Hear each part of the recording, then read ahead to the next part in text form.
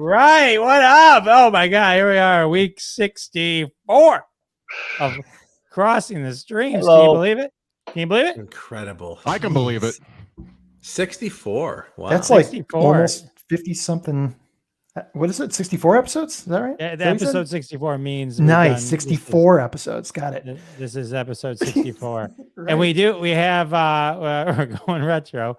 We got our special guest, Scott Curtis, is back. He hasn't been here since episode 40. Wow. And I was I know. born in 1964, by the way. Oh, okay. Youngster.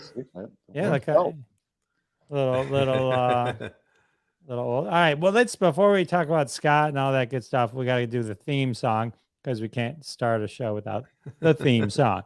Scotty, lead us off here, buddy. Here's a story of some lonely fellows who spend way too much time watching the TV.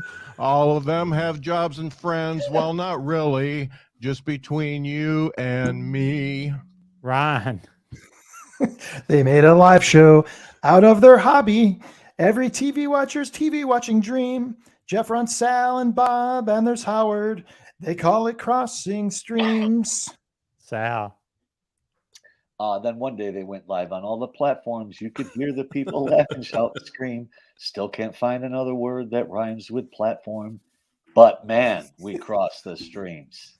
We cross the streams. We cross the streams. Oh, That's the way we do it here. We cross the streams. Yeah. All right. Welcome to Crossing the Streams, Woo! the show that Maybe I answers should've the said universal question: what should I be listening? Should I be watching? What TV show should I be binging? What streaming movies should I be catching? It's all answered here. This is episode 64. If you head over to our YouTube channel, there are 63 other episodes, 63 hours of TV binge watching suggestions await you. In 1 hour, there'll be 64 hours. You can spend the next 64 hours of your life enjoying Crossing the Streams. It's so exciting. And even more exciting than that, Scott Curtis is back. Who's Scott? Scott Curtis. That's right. Ta-da. Host of Behind Hello, the Scott. Lid. Scott has been on episode 8. He was one of the original guests in our first run, because I remember we didn't have guests until like episode 4. So he was in one of the very early episodes, and he was also on episode 40. He would have been back. I ask him back all the time. He moved. He's got some real life stuff. He has a fake wall now. Scott, catch us up. Catch us up. Yeah, so the last time I was on your show, I lived in Mishawaka, Indiana, and now I live in Huntsville, Alabama. And You too can move to Alabama and be a guest on the. You can. I tell you, the housing market's nuts. So I spent 2 months living with my son. I spent another month in an Airbnb. Then we gave up and rented a apartment for 6 months. And we finally got into a townhouse 2 weeks ago. All right. All right. So And I'm tearing out cabinets settling right now. down. Yeah. That What is. is a townhouse? What is it like as a compared It's a to house condo? in a town. So It's like a skinny condo. It's a skinny condo, and I've got people to my left and people to my right. I share walls with other townhouses. Okay. Yeah. Oh, Hey, Lee's back. Lee. Hey, Jerry. She's in our Hold townhouse. on, Jerry's The back. house got a theme, but yeah, we didn't want to make fun. Scott did a good job with the theme song. He did. And, Thanks, Jerry. I know. I do. I got yeah. I got a face for radio too. Scott, have you been to Hildegard's German cuisine yet in Huntsville? No, I've heard of it. It's been mentioned quite a few times, but I have not been there yet. Make your way over there and let me know what you think. It's a great place. Yeah, I will. Hey, if you're in Michigan, Alabama. hang on. If you're in Michigan and you if you have time, go to ourdetroit.com. Vote for my podcast, please. Live from Detroit, the Jeff Dwoskin Show for best podcast. How exciting would that be? If Jeff, won? I voted for you all the way from Huntsville. Is that okay? Yeah, just put Detroit when you do it, though. Okay. Well, I think I put Huntsville. In other words, They may not know where Hans. Anyway, the drinking game for tonight is active.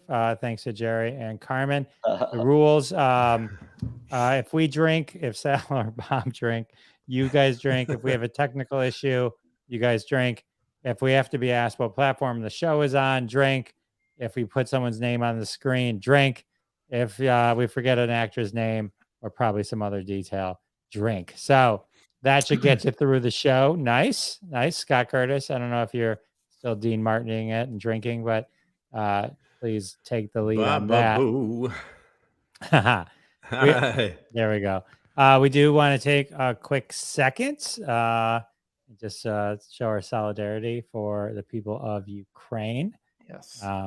So I just wanted to do that. No fancy. That's a nice touch, and I'm with you and with them. Correct. Same. Absolutely. Finally, all agree on something in this country. Yeah. Jeez. Some of us, Actually, three people voted against it. Actually, Yeah. there was 5 countries.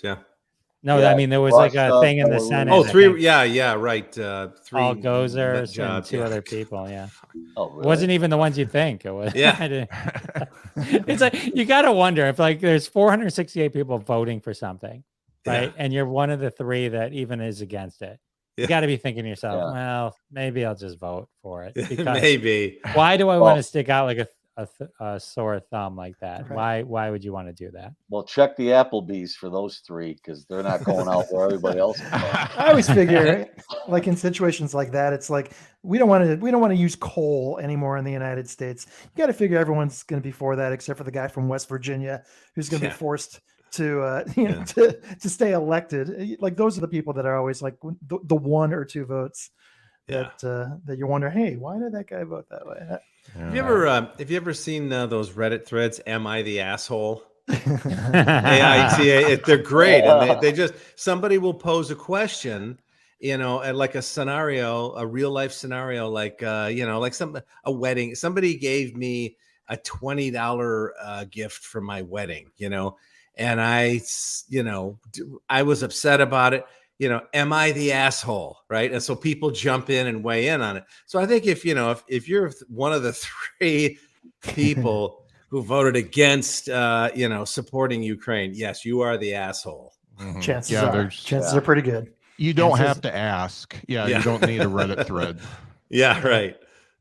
It's like voting no on Michael Jordan being the greatest ever. Yeah, right. You're just an idiot. Just an idiot. It's first ballot. Come on. So funny. So all right, well let's talk some TV shows. If you missed last week, which I can't imagine, then Annihilation, The Wire, and a real deep dive into The Sopranos. I covered all 6 I missed that seasons. one. So well, luckily, Sal, it's on YouTube. No, I mean this, our episode. You gotta check it out. So this week we got our episode. I think. So we got a good one for you today. We got Azorian. I have no idea if I pronounced that right. Project Azorian, 7 yards. The Curtis's story there, and then Archive 81 and Jim and Andy, The Great Beyond. So we got a pretty awesome show for you today. An eclectic mix of Very reviews coming your way. So eclectic. Let's start with Project Azorian. I need to know about this. I got to ask, was that Howard Cosell a moment ago, Bob? That was my Howard. Yeah. Thank you. You're nailing the voiceover today. So it's Howard Cosell. Very good. Now I want to do my review in Howard Cosell's voice. Yeah. I don't have. Project. Sorry. So, are you guys familiar with this? Are you guys familiar with the story? Not at all. Not at all. I want to know Okay. about Is this. it a car let me called just- Azorian? I was so excited to talk about this because this was a pure algorithm review from Amazon Prime. They're learning my shit as much as Netflix is apparently. And I just love documentaries, well thought out documentaries, historical ones. And this thing is the most amazing story. I don't know how this has not been made into a major motion picture because all of it is 100% true. And that is this. In 1968, a Soviet nuclear submarine had a major event happened on the submarine, and it sank in 16,000 feet of water in the North Pacific, about 1,000 miles northeast of Hawaii. At the time, the Soviets scoured around to find what happened to the submarine. They thought it broke up. They thought maybe it was hit by something. They weren't sure. Then they figured out that no, this thing sank to the bottom of the ocean, and there's no way we're ever going to find it. They're going to find it. We're never going to find it. No one's going to ever find this thing again.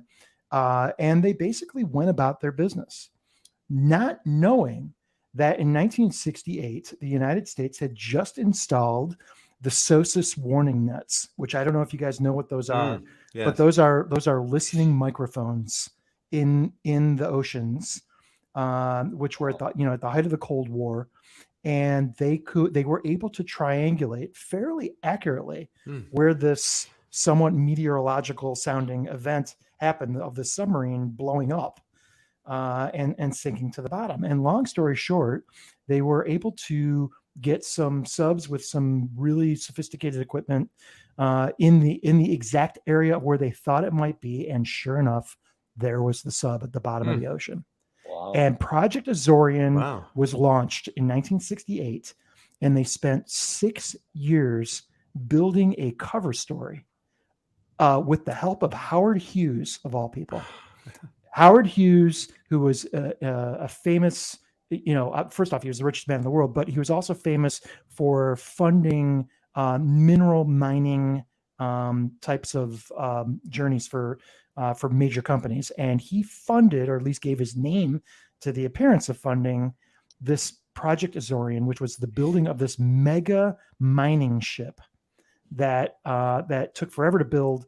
But they got this thing out to the Pacific, and what no one knew, what not the press knew, not anybody in the United States knew, certainly not the Soviets knew, was that glued to the underside of this freaking ship was a massive crane and clamp-like mechanism that they were physically going to pull this submarine up from the bottom of the ocean using the best of technology that was available in 1974, which is when this thing happened. And to keep this thing secret, and to keep this thing, the Soviets were aware that something was going on. They were suspicious immediately, but they couldn't prove it. It was a mining vessel. Very clearly was a mining vessel. But it had been custom built to look like a mining vessel, but it surely was not a mining vessel. Now, Ron, sorry to cut you off real quick, because I've been following this great. 68 is when it blows up. Yep. And then in 74, which you just mentioned, is when they found it. 6 years it took to build the cover story and then build the ship that it was required to get this thing. Realize in 1968, at the time, the Soviets were our peers and maybe even our betters when it came to nuclear submarines. There was immense amount of intelligence on that submarine. And believe me, the United States wanted every bit of it. They were willing to do whatever it took under the cover of darkness, or whatever was required to get this submarine back to the United States intact and to be able to pull it apart and study it. And so I as I'm watching this documentary, it's an hour and change on Amazon Prime. I couldn't believe I'd never heard the story before. And the reason why we'd never heard the story before is that the Project Azorian, it had just become declassified just in the last year or two. And so they built this thing, and I don't want to ruin the story. They had a major event happen in trying to get the submarine back up to the surface. It did not go exactly as planned. And so it wasn't a complete success, but it was enough of a success that it changed the global military landscape between the United States and Russia, because they were pretty certain, the Russians were, that we got some of it, and that was clearly important to them. So anyway, the documentary is intense. It is wonderfully built, timely. It explains. Ron, when did this movie come out? It's not. It's a documentary, so it's not a movie. Sorry, but it just came out, I think, a year ago. and then they added to it. K129. That is fascinating. Never heard of that. So what I think, Ron, is I was looking it up on IMDb just so I could see what was up. It seems that this came out in 2010 Yes, as a TV movie called Azorian, The Raising of the K129. it's true. It looks like it's been rebranded because it was Michael White is the director writer of the 2010 one. So what's different, it's the same Jeff? photo. You're right, but what's different about it is that they have now this documentary is with the people that were on the ship was called the Glomar Explorer.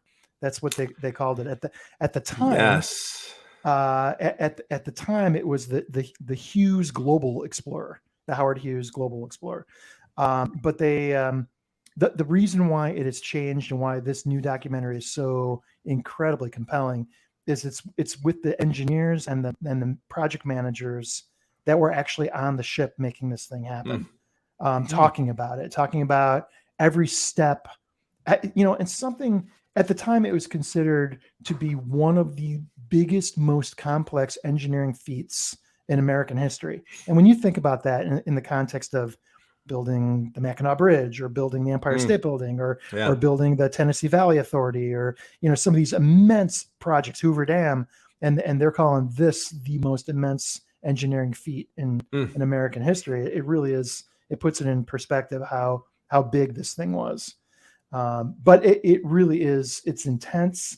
And if you're into the detail of hearing how this thing not just was done, but all the steps that had to be taken with private business and with the CIA and with Howard Hughes and with the oceanographic community, just to make this story believable to the Russians and to our press and to just the world. It's an incredible feat. I can't wait to watch this. Yeah, can't wait to watch it. It's fantastic. I love that stuff. Bob, if you say you love this movie, then you need to read Blind Man's Bluff.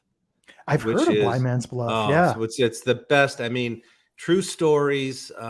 It's this thick, and it's all about the espionage that went back and forth between the United States and the Soviet Union, submarine warfare, and the shit we pulled on them. And the thing, you just won't believe the kinds of things we did, like literally taking a submarine up the Volga River.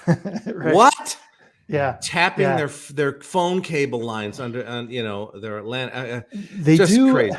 I mean, I will say this, especially in the 60s and 70s, and maybe it's still true today. It does seem that the intelligence communities of that era were so bold with the things that they were willing to attempt.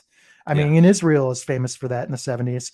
But the United States, I think, has their own, and certainly the Soviets, I believe, have some amazing stories of what they were able to accomplish right under our noses. So this is a great story. I kept thinking as I was watching it, I'm a big fan of Argo, even though, as we've already talked about, movie. I think Ben Affleck's a terrible actor, but I think Argo is a great movie, and it does apparently tell the story very well of what the CIA was, concocted and pulled off under Iran's nose. So this did feel a little like Argo, only 10 times more sophisticated, more complex, more ways for it to go wrong. That they ran the gauntlet and managed to get through the other side, mostly successful. So please watch it. I hope you guys enjoy this. You will. It's on Amazon Prime. Good call on that. Argo, fuck yourself. Argo, fuck yourself. Great line. Alan Arkin, baby. He called me up. You know what I said to the man? You know what I told him? What did you tell him? Argo, fuck yourself. Ben Affleck will go down as an amazing director. He's a great director. He's a great director. All right, let's get to the next very important show for Crossing the Streams, the return of Scott Curtis, Archive 81. Nice. Scott, take it away. So a little bit of a backstory. Since I've been moving, we haven't been watching a whole lot of TV. However, my wife went out to DC to babysit the grandkids this week, and I got bronchitis and strep throat and couldn't do a whole lot. So I decided to binge watch a show, and Archive 81 was the show I decided on because it had kind of a horror theme to it, and I'm a horror guy. So it's on Netflix, and I can't tell you the names of any of the actors because I don't I only recognize one. I don't know what his name was. But the whole premise of it is there's this guy that is an archivist for a museum, and he cleans up old film. And he makes it so you can watch it, digitize it, and stuff like this. So this mysterious guy comes to him and offers him $100,000 to digitize some videotapes that were damaged in a fire. And not only that, but he had to be sequestered in this research area to do it because the tapes couldn't be moved, which that didn't make much sense to me. So he starts doing this, and it's basically the story of a girl in 1994 who is documenting a apartment building that was built on a former mansion. And it goes in, it's a real slow burn type thing. It's only 8 episodes, but the first couple episodes are a real slow burn. So basically, as he's going through these tapes, he's starting to get sucked in, and he's starting to experience like dreams of being there. And then it goes back and forth. The young lady who's doing the documentary, it goes into her life and some of her backstory, but it's really nuts. Okay, so there's a comet that comes through, and that starts this cult in the 20s, and they are able to raise a demon, and that demon actually grabs people and takes them into his dimension because there's another dimension that the comet opened up. As and one does. Are you following this? Yeah. Right. I need pretty to standard comet dimension opening story. Yeah. Go ahead.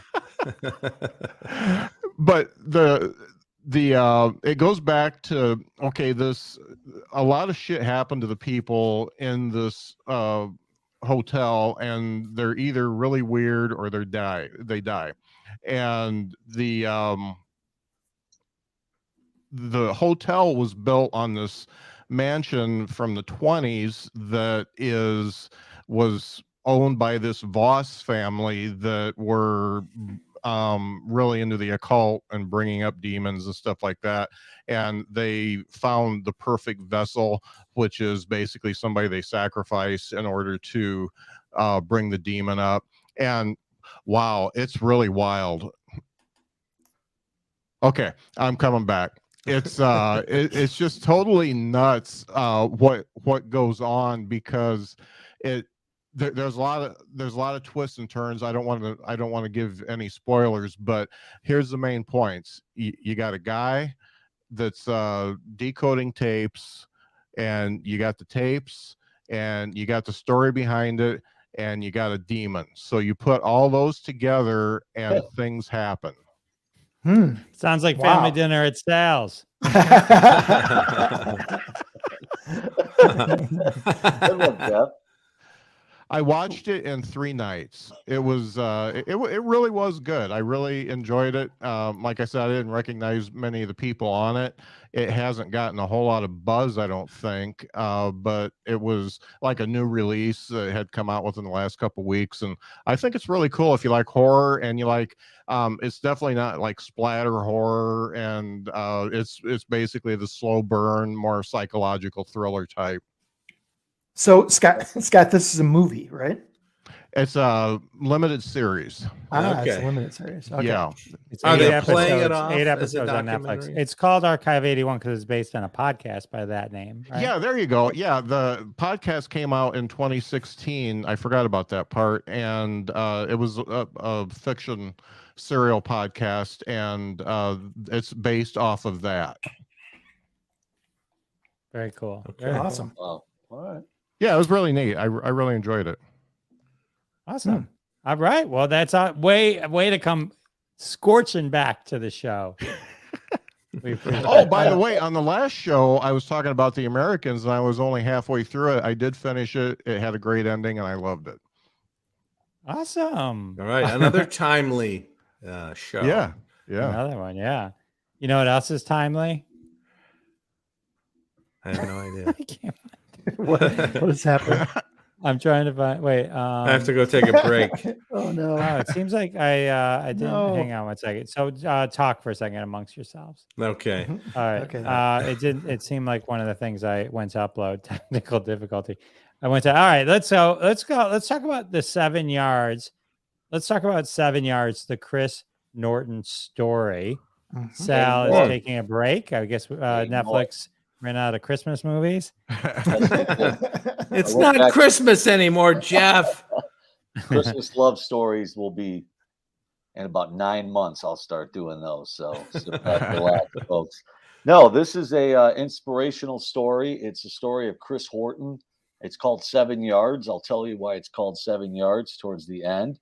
But basically, this kid, he was a freshman at a college, Division III college, playing football, and he shatters his C3 and C4 vertebrae on a kickoff. And he was a defensive back. He was a really good defensive back all through high school.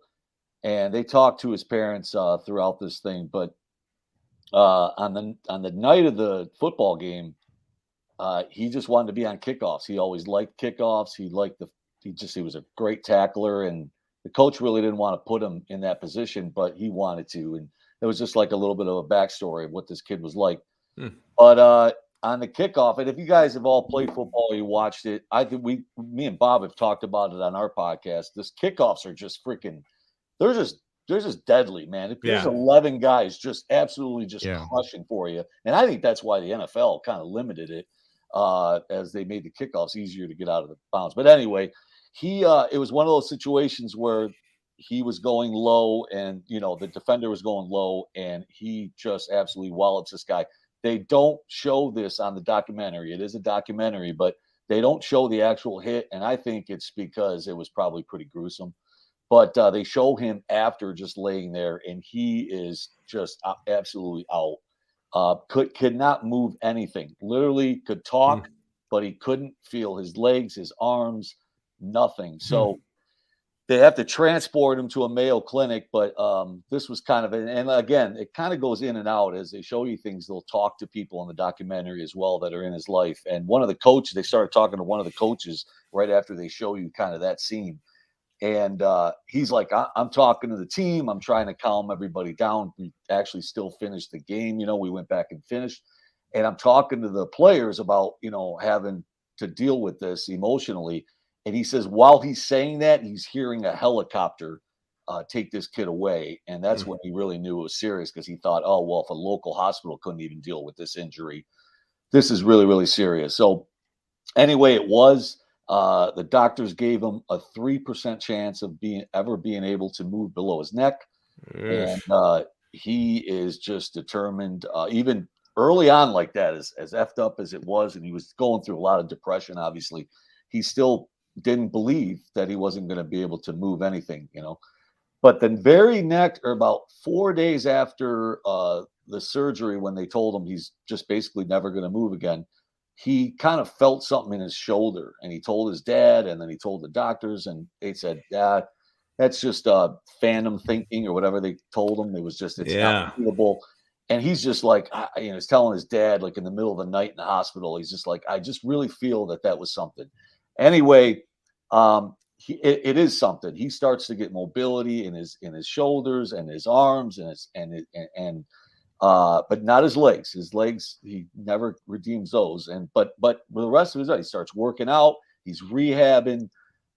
He meets a girl. Believe it or not, in this condition, he gets a better looking girl than what me and Bob have been dating in the last 6 years.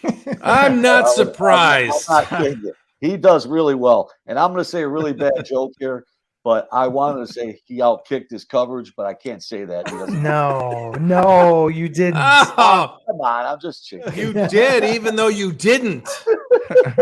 So You anyway, didn't Save it for say Kenosha. that. very, very sweet girl who is into she's into foster care parents and stuff. She's a sweet girl. And they get along, and that's his girlfriend. She takes care of him, and he's building back his strength. Well, you're gonna like this part of the story, Ron.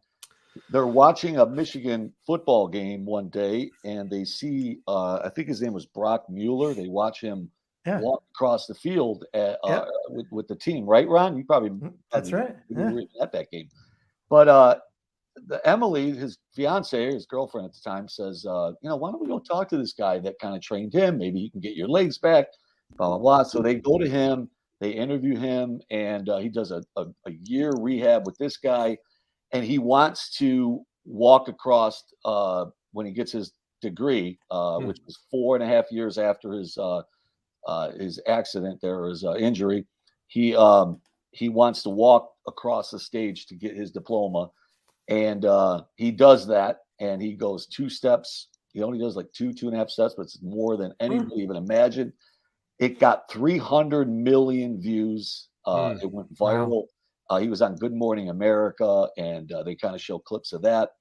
And just a really cool story. And then he says, and then he just continues to rehab and get stronger. And he starts a foundation, and him and Emily start a foundation. They are going to get married.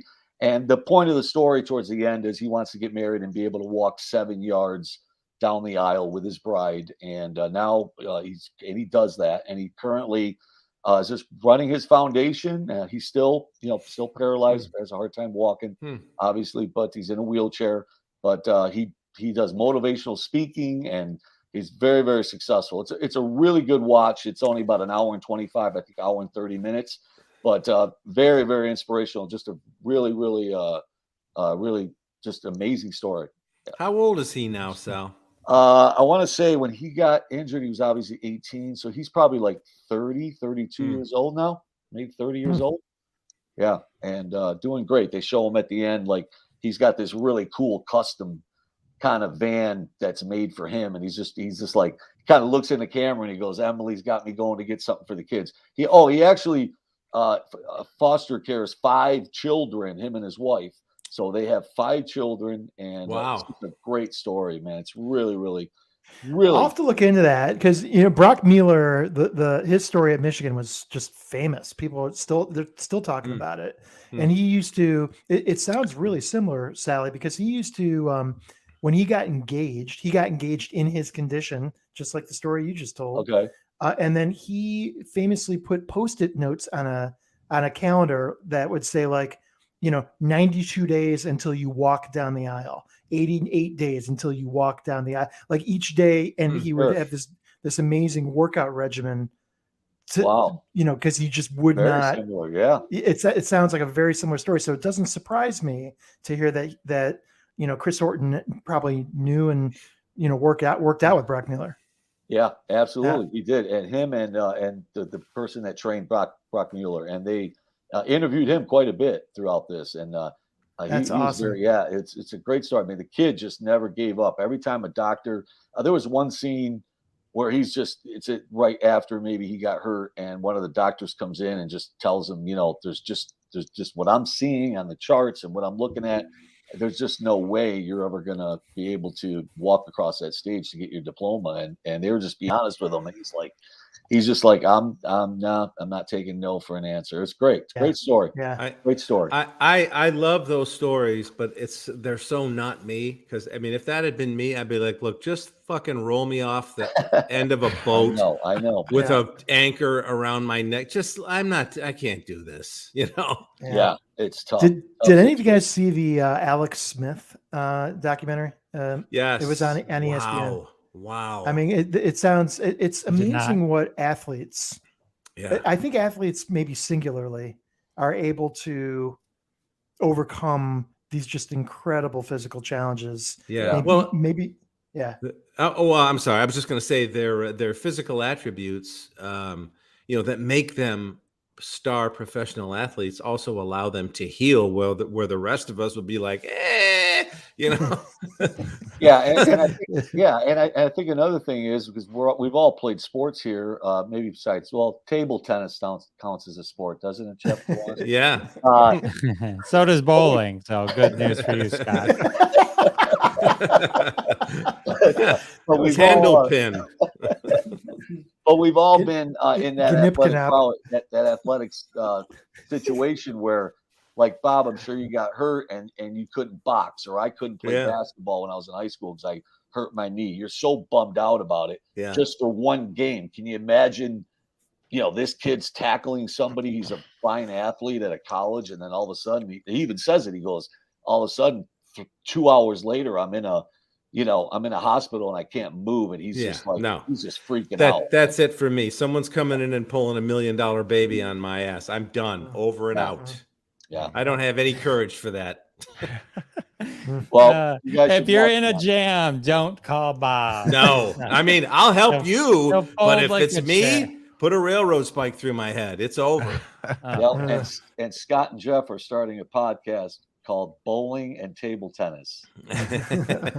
No, here it is though. I played football, and high school football is freaking brutal. And it is. I mean, I just got totally ruined playing high school football, and I would say that if I had young kids now, I wouldn't even let them play. Knocked your hair right off. I hear that from a lot of people. Yeah. Yeah, I mean, I can still remember how brutal it was, and there in the 70s and 80s there was like no rules to protect the kids anyway. No, and so there was no concussion. Sometimes when I played, they would rip that flag out of your back pocket so hard that it would spin you around. Hard. I mean, it's brutal, man. Yeah. Profiles in courage, Ron. It's not the same. I remember golfing once and being so frustrated by the windmill. That damn windmill. The damn windmill. Sal, that was awesome. Your reviews are always very thoughtful, heartfelt, passionate. Yes. All right. So speaking of passionate, this next one, Jim and Andy, The Great Beyond, will be served up by Bob Phillips. Bob, you just tell me when to put that up. Okay. All right. So there's a little bit of a backstory to why I loved this documentary. First of all, let me say that this movie is like Inception in that it is Jim Carrey talking about himself and archival footage of him playing Andy Kaufman in Man on the Moon, as well as Tony Clifton, this fictional character whom Kaufman invented to do all this crazy sideline shit, that he didn't want to do himself. So I've been an Andy Kaufman fan my whole life. I mean, it's just I will always remember, being like 14 and then seeing him on SNL, just singing the Mighty Mouse theme. It was like, what? Yeah. What is going on here? What is this? And I was just transfixed by this guy. And then the whole, his whole stand-up and the crazy appearances he had on talk shows, and then the wrestling, and then when he wound up being on Taxi playing Latka Gravis, one of the greatest characters in television history. Well, this if you've seen Man on the Moon, which is one of my favorite movies, Milos Forman directed it, and it's and Jim Carrey just plays Andy Kaufman to a T. I mean, if anybody, and nobody could play it completely, but he was the only one that could get 90%, right? So this documentary is about the making of the movie and all the outtakes and all the archival footage that, according to Jim Carrey, the studio wouldn't let be shown on any outtake reels because they would everyone would think Jim Carrey, quote unquote, is an asshole because he spent the entire movie in character, the whole method thing. Ordinarily, I don't have any patience for listening to actors talk about their process and all that other happy horse shit. It's like, look, you're pretending to be somebody for a while. Big deal. Get over it. But whatever Jim Carrey did to make himself feel and operate as Andy Kaufman, that worked. So I appreciated that. Well, one of the like I said, it's kind of it's so meta. It's triple meta. It's triple meta probation. I don't even know how to describe this. It's him talking about, and you see all the crazy shit he's pulling on the set of Taxi as Andy Kaufman, but it's not Andy Kaufman, it's Tony Clifton, and it's Jim Carrey playing Tony Clifton, right? Oh my gosh. So you really have to, there's these levels you got to kind of back out of and go back into to realize how ludicrous and how funny, how absolutely outrageous this is. And the character that I loved so much that Andy Kaufman played was Tony Clifton. And everybody else loves, Latka Gravis, the lovable sort of, I don't Foreigner. know. Foreign. It was based on his foreign man character. That, he didn't have you didn't really know where he was from. It was just some Eastern Bloc country, whatever it was. But Kaufman, in order to get things done in his own career, invented Tony Clifton, who was this asshole lounge singer, this loudmouth, no talent moron who did Andy's bidding. and he would literally go off as somewhere as Tony Clifton and tell everybody as Kaufman, I'm going to go to Hawaii for 2 weeks. And then Tony Clifton would surface in Vegas, right? And be this jerk, entertainer who was just had no talent at all. It was just terrible. But he was making headlines on his own. Now, the thing that was so brilliant about Kaufman, and here we are, we're talking about Kaufman, even though the movie is about Carrey playing Kaufman, right? You got to kind of back in and out of it. So the thing that was so brilliant about it is that Kaufman, for those who don't know the Tony Clifton story, I'm going to abbreviate it. He wanted to get out of playing Latka Gravis so bad because Andy was a performance artist. He didn't want to be on a sitcom. He got fame and fortune. And then he's like, okay, I'm going to blow this up like I've done everything else. I'm going to sabotage my career. And he invented Tony Clifton to hold ABC hostage. And what he said was if he was going to play another season as Latka Gravis, then Tony Clifton, who was supposed to be this separate person, was guaranteed a role on Taxi. So only one or two people knew that Tony Clifton was in fact Andy Kaufman. So all this stuff that was written into a contract for this person was nonsense. He didn't exist. Well, if you've seen Man on the Moon, you've seen my all-time favorite scene where Tony Clifton comes on the set of Taxi with two hookers. And just blows the place up, doesn't give a shit, doesn't care. He's literally trying to get fired so that Andy can leave the show, right? Because if Tony doesn't get a part on the show, Andy is free to leave. So I'm not going to tell anybody what happens there. If you haven't seen the movie, you can find out for yourself.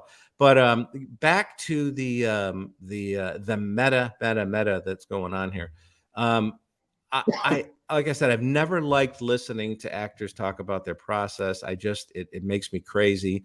But this is a fascinating show because Carrey is playing it absolutely straight. There's no winking. He's not winking at all in the documentary or in his method acting on the set of Man in the Moon. Everything is done very methodically and for real. So for good or ill, he's Carrey when he needs to be Carrey in this documentary. But for the most part, he's Andy Kaufman playing these other people. So this is sort of a side story. I brought this up to Jeff, who has, and by the way, Jeff and I and Sal have done so many stand-up shows together in so many different venues over the last 20 years. I mean, I can't even remember them all. But when I watched this movie again, I remembered that in 2018, I actually played Tony Clifton. That's right. 2008. At the did I say 2018? 2008, yeah, 14 years ago, I played Tony Clifton at the Detroit International Comedy Festival, and I did it because I was upset with the way this. And Jeff and Sal knew how this thing was run. I told the organizers, you should have called this $35 entry fee, because that's all it was for, And all the out of town people got the big, the best times and the best venues. And I was stuck at the Magic Bag doing 9 o'clock on a Sunday. I don't remember what it was. So I thought, I'm not going to go, and I'm not going to do 10 minutes of stand up. I'm going to be an asshole. So I went out and I bought the outfit, and I spent 2 weeks method acting. Everybody in my office was like, okay, enough. I hated myself after it. But I sang Volare. I sang I Will Survive. I made a huge scene at the theater. I'm throwing water in a friend's face. I had a security guard come and get me off the stage. So I could, do something that Kaufman did. I was obviously playing, it was a much watered down version. It was not an original play on my part, but it was fun. And I uncovered some pictures that Jeff might have to show. So wow, that's backstage at the Magic Bag. And by the way, Jeff, thanks for finding these. That's me in my idiot costume, and Jeff looking bemused, like, what are we doing here? What's going on? The one on the right, I used to smoke a long time ago, and I smoked on stage as Tony Clifton, and with a bourbon and a water in my hand. And those are my two musicians. One played mandolin, and the other played guitar. And so I just had a blast with it. I've been obsessed with Tony Clifton my whole life, and certainly my comedy career. But I'm going to put a bow on it by saying this: watch this documentary, because it may be the only one I've ever watched about actors being actorly where I liked hearing what I heard and I believed it, and I didn't think, it's all full of shit. Mm-hmm. It all makes sense. Carey is an absolute genius. He always has been. And that's all I can say. Yeah. Do they? I'm looking forward to seeing it. Do they show clips of Taxi and stuff? Yes. Yeah. They show clips of, a few clips of the actual Taxi show, but it's mostly clips of Carey in character as Kaufman and Latka on the set of Taxi in Man on the Moon, or as Tony Clifton. So like I said, it's, you're going in and out of real and sure. taped, and it's just it's a great hour and a half. Bobby, will you explain something to me yes. that I love Man on the Moon. I think that's just an amazing movie. Great movie. Yeah, I loved it. Will you explain the final scene? He's gone. Tony's back on stage. Yeah. Well, what do I think happened? Okay. I'm sure most of our audience probably already seen it. I forgot now. Well, I mean, remember that Kaufman was a trickster from the get. He was always subverting your expectations. So I think the movie was just sort of paying homage to that, and in a very lighthearted way, saying, maybe he's not gone, right? Yeah, maybe it's just a big goof. Maybe it's just a big goof, but that guy who played Clifton was his buddy, Bob Zmuda. Yeah. And mm-hmm. I think, I think that moment was just sort of created to give a nod to Andy's career, which was always, what the hell did we just see? Right. Right. That's my opinion. Yeah, I'd always heard that Zmuda did it to keep up the is he or is he not dead? Andy Kaufman. He still does. Played amazingly by Paul Giamatti, I might add. Oh, wasn't he great? Yeah. That nightclub scene is just so achingly funny.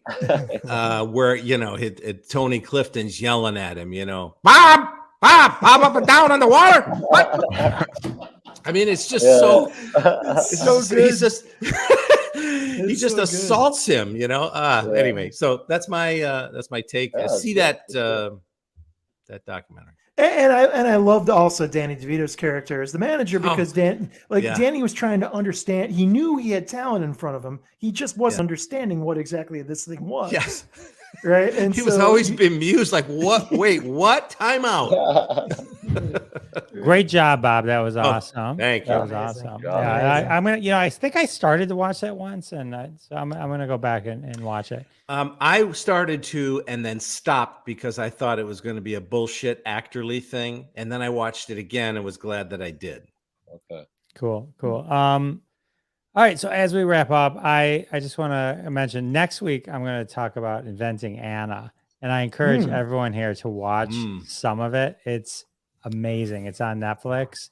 I got about 3 more episodes to go, but it's great, and it's all based on a true story. But it's a Shonda Rhimes thing. They've sort of taken this real story and turned it into like a 8-episode Shonda Rhimes episode. So it's really funny. At the beginning of every episode, they say, this is completely true, except for the shit we made up. So they definitely, I'm trying to avoid the actual story. But after I'm done, I'm going to definitely dive into the real story, but and see what was, where it was, but it was, I guess, one of the biggest cons in New York society of all time. So I'm not going to talk about it. I just want to say that's what I got on tap, and I wanted to invite you guys to watch it because I think it would make for a really cool discussion if we were all kind of aware of it, because it kind of taps on all the things that I think we all you got it. Yeah. So all right. Cool. Well, that was it. Scott, thank you for joining us again. Thanks for having me again. This is your third. You're Good part seeing of you, the Scott. 3-timers. You're part of the 3-timer club now. I've got one small announcement. I do own a Judas Priest belt buckle now. Wow. Spent a long time looking for one and finally got it on eBay. So there's probably 3 of those too. I'm going to be sporting it. As soon as Scott realized on eBay there was a search feature, you just go Judas Priest belt buckle. Like, holy crap! There's 50 of them right there. I just was scrolling. I just never came to the Scott. Remind everyone your podcast, where to find you, all that. It's Behind the Bits, and you can find it on podcast apps, except for Spotify. Don't use Spotify. Yes. So they don't pay us anyway. So what's the difference? Bob, say goodnight. All right. Hey, check out Sal and I at the Kenosha Comedy Club this Friday and Saturday at the Kenosha Comedy Festival. We are one of 2 of 16 comedians that'll be there, but we're also opening and hosting the show on Friday night. Then each of us do our stand-up sets in 2 different rooms on Saturday. And then check us out at Janetti's Hole in the Wall next Thursday with the Sal and Bob show. I've been invited to be part of that show, but no dates have been given. So I gave you a date. You're June. June? I thought you said March. June. No, March has been filled for 3 months. Yeah. Oh, I see. Yeah, I saw. Yeah. Okay. Ron, say goodnight. Good to be on here, boys. Scott, good seeing you again. Good seeing you, Ronald. On this show, Wednesdays 9:30. Sal, say goodnight. Everything Bob said, and saldemilla.com. Thanks a lot, guys. You can catch Sal and Bob on the Sal and Bob show. You can catch me on the Jeff DeWaskin show live from Detroit. Jeff on all the podcast apps as well. Look what I can do now, guys. Watch this. Wait.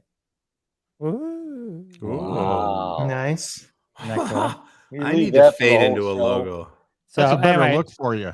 I know, it's a good look. So anyway, don't forget to vote for me, Our Detroit, live from Detroit, the Jeff DeWaskin show. Go to ourdetroit.com. Please vote. Detroit is a Michigan city if you need to one when you're voting. That's it. Thanks all of you for coming back week after week. It means the world to us. And we'll see you next time. And that has been another episode of Crossing the Streams. Join us every Wednesday, 9:30 p.m. Eastern Time, live on Facebook and YouTube. Follow The Jeff DeWaskin Show on YouTube to be alerted every time we go live with your hosts, Jeff DeWaskin, Ron Lippett, Howard Rosner, Bob Phillips, Sal D'Amelio. We're all in the socials. Follow us. Listen to our podcasts. Live from Detroit, The Jeff DeWaskin Show, The Sal and Bob Show. Check them all out. And we'll see you next week and every week when we cross more streams right here. See you.